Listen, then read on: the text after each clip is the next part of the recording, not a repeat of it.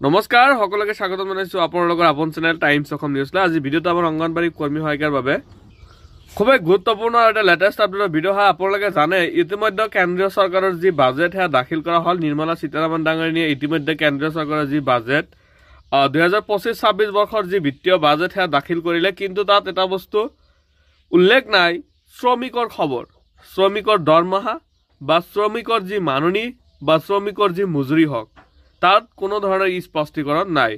অৰ্থাৎ কেন্দ্ৰীয় বাজেটত অংগনবাড়ীৰ বাবে কোনো ভাল খবৰ নাহিল।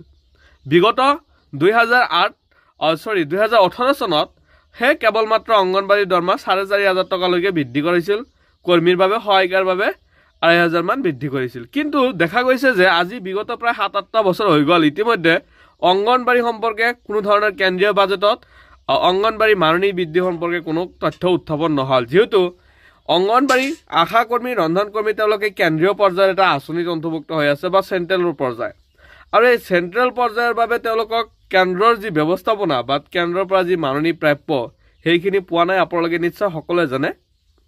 কিন্তু এইবাৰ এই উপলক্ষে all Indian federation of anganwadi workers and helper ফেডাৰেশ্যনৰ তৰফৰ পৰা প্ৰেছ বিজ্ঞপ্তি প্ৰকাশ পাইছে আৰু শ্ৰমিক বিৰোধী বাজেট 2025-26 বিৰুদ্ধে প্ৰতিবাদ।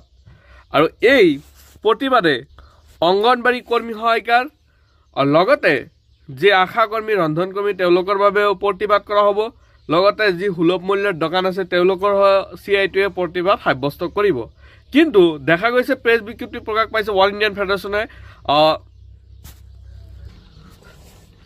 মোৰ গাটো বেয়া, তথাপিও আপোনালোকক এই গুৰুত্বপূৰ্ণ খবৰখিনি মই দিবলৈ ওলাইছোঁ।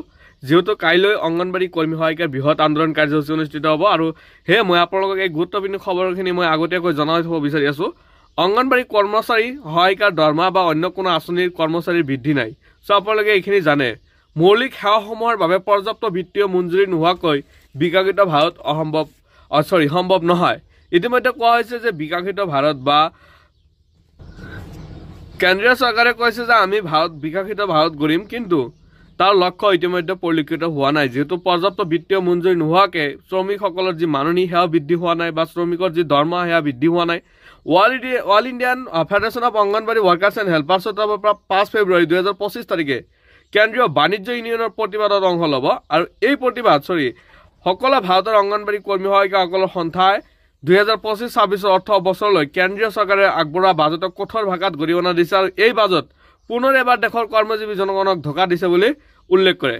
অৰ্থমন্ত্ৰীগৰাকীয়ে অৰ্থাৎ ফাইনেন্স মিনিষ্টাৰে তেওঁৰ ভাষণত সক্ষম অংগনবাড়ী আৰু পোষণ 2.0 আঁচনিৰ প্ৰশংসা কৰি পুষ্টিৰ মানদণ্ড বৃদ্ধিৰ ঘোষণা কৰে। আপোনালোকে নিশ্চয় জানে। কিন্তু এই বাজেটত আঁচনিসমূহৰ বিত্তীয় মঞ্জুৰি অতি নিম্ন।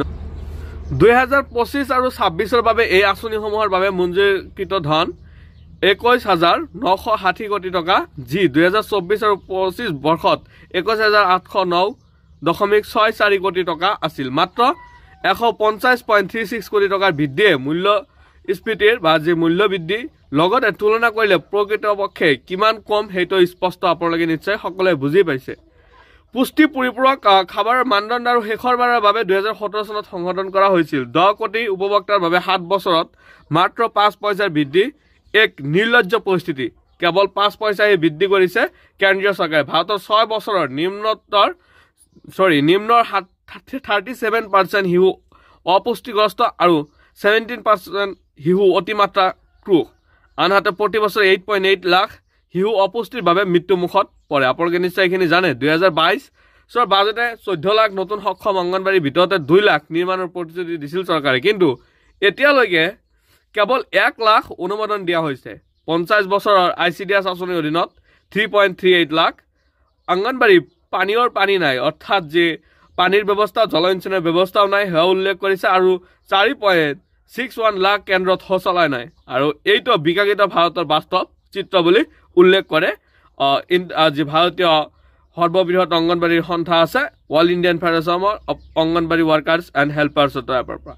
বেটী বচাও বেটী পঢ়াও আৰু প্ৰধানমন্ত্ৰী মাতৃ বন্দনা যোজনা আঁচনিতো কোনো বৃদ্ধি হোৱা নাই। এইটো খুবেই ভয়ংকৰ কথা। আৰু অংগনবাড়ী কৰ্মী সহায়িকাসকলক প্ৰায় 26 লাখ অতি কম দৰমহাত জীৱন নিৰ্বাহ কৰিছে।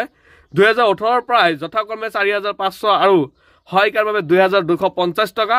আৰু কেন্দ্ৰীয় চৰকাৰে গুজৰাটৰ উচ্চ ন্যায়ালয়ে দিয়া আদেশ অনুযায়ী উক্ত কৰ্মচাৰী গ্ৰেড 3 আৰু গ্ৰেড 4 চৰকাৰী কৰ্মচাৰী হিচাপে স্বীকৃতি দিবলৈ অস্বীকাৰ কৰিছে আৰু এই বাজেটে অংগনবাড়ী কৰ্মী আশা কৰিম মিড ডে মিল কৰ্মী আৰু অন্য সকলৰ আঁচনি কৰ্মীৰ ওপৰত চপেট মাৰিছে কোনো আঁচনিৰ বাবে বাজেটত বৃদ্ধি কৰা হোৱা নাই ধন আৰু all Indian federation of anganwadi workers and হেল্পাৰ্ছৰ তৰফৰ পৰা উষা ৰাণী সভাপতি এয়াৰ হিন্দু সাধাৰণ সম্পাদক অঞ্জুমাইনী অধ্যক্ষ আৰু ইয়াতে উল্লেখ কৰিছে all Indian federation of anganwadi helpers বা আইফাৰ তৰফৰ পৰা দেশৰ সকলো অংগনবাড়ী কৰ্মী আৰু সহায়িকাসকলক এই শ্ৰমিক বিৰোধী বা কৰ্পৰেট অনুকূল বিজেপি চৰকাৰৰ বিৰুদ্ধে সংগঠিত হোৱাৰ আহ্বান জনাইছে আৰু 5 ফেব্ৰুৱাৰী 2025 তাৰিখে কেন্দ্ৰীয় বাণিজ্য ইউনিয়নৰ বা কেন্দ্ৰীয় ট্ৰেড ইউনিয়নৰ CITU অংশগ্ৰহণ কৰি বাজেটৰ প্ৰতিলিপি জ্বলাই প্ৰতিবাদ কৰিব আৰু all Indian federation of anganwadi workers হেল্পাৰ্ছে 13 ফেব্ৰুৱাৰী 2025 তাৰিখে তলকাটৰা ষ্টেডিয়ামত ৰাষ্ট্ৰীয় সন্মিলন অনুষ্ঠিত কৰিব য'ত আগন্তুক আন্দোলন আৰু দেশব্যাপী ধৰ্মঘটৰ ঘোষণা কৰা হ'ব